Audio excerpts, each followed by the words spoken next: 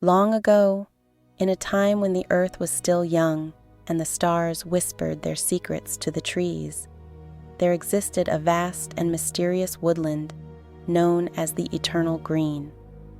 This forest stretched endlessly, its towering oaks and whispering pines forming an impenetrable canopy.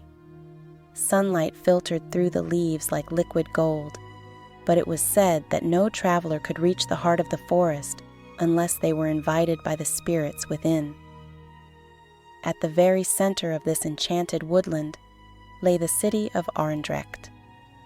Unlike other cities, it was not built to conquer nature, but to coexist with it. Homes were nestled in the hollows of ancient trees, walkways wove around thick trunks, and vines adorned every wall. The people of Aurendrecht lived in perfect harmony with the forest, drawing their sustenance from the land without ever taking more than they needed. Their most sacred treasure was the spring of life, a crystal-clear well whose waters sparkled like diamonds under the moonlight.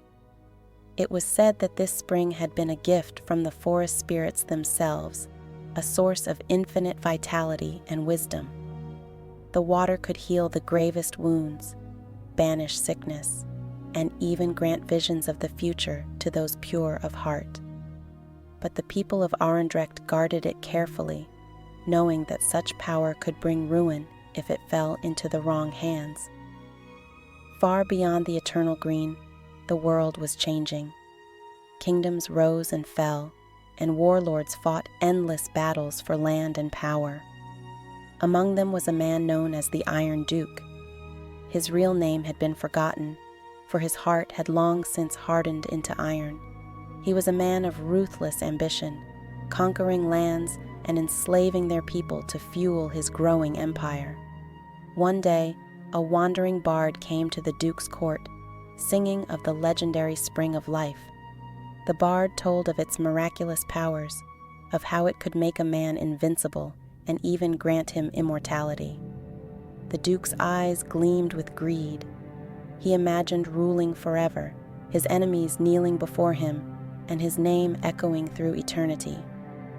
Without hesitation, he gathered his army and marched toward the Eternal Green. As the Duke's army drew closer, the forest grew restless. The animals fled deeper into the woods, and the trees whispered warnings to the people of Aurendrecht. The village elder, Vreda, was a wise woman who had lived for many seasons. She had long served as the guardian of the spring of life and knew that this moment had been foretold in ancient prophecies. Gathering the townsfolk in the central grove, Vreda spoke with a voice as steady as the roots of the great oaks. "The time has come," she said.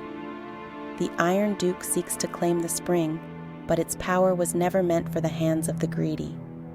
We must protect it, even if it means great sacrifice." The people murmured in fear, but Vreda raised her hands for silence. She led them to the spring, where they formed a circle. Together, they sang an ancient song, one that called upon the spirits of the forest. The air grew thick with magic, and the ground beneath their feet trembled.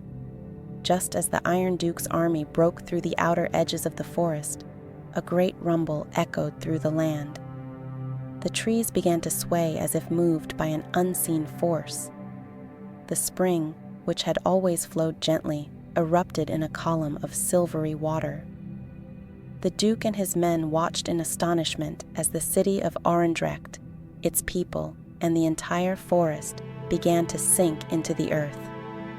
The ground swallowed the trees, the homes, and finally, the spring itself. In mere moments, all that remained was a barren plain, stretching as far as the eye could see. The Iron Duke's ambition had come to nothing.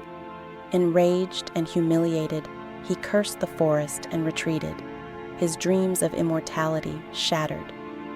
For centuries, the plain remained lifeless, and the story of the sunken forest passed into legend.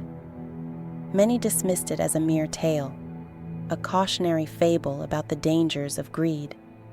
But some believed that the Eternal Green still slumbered beneath the earth, waiting for a time when the world was ready to honor its wisdom once more. Generations later, a humble shepherd named Leonard roamed the plain with his flock. One day, he stumbled upon a strange sight, a single silver flower growing in the cracked soil. As he knelt to examine it, he felt a warmth radiating from the ground, and a soft voice seemed to whisper in the wind.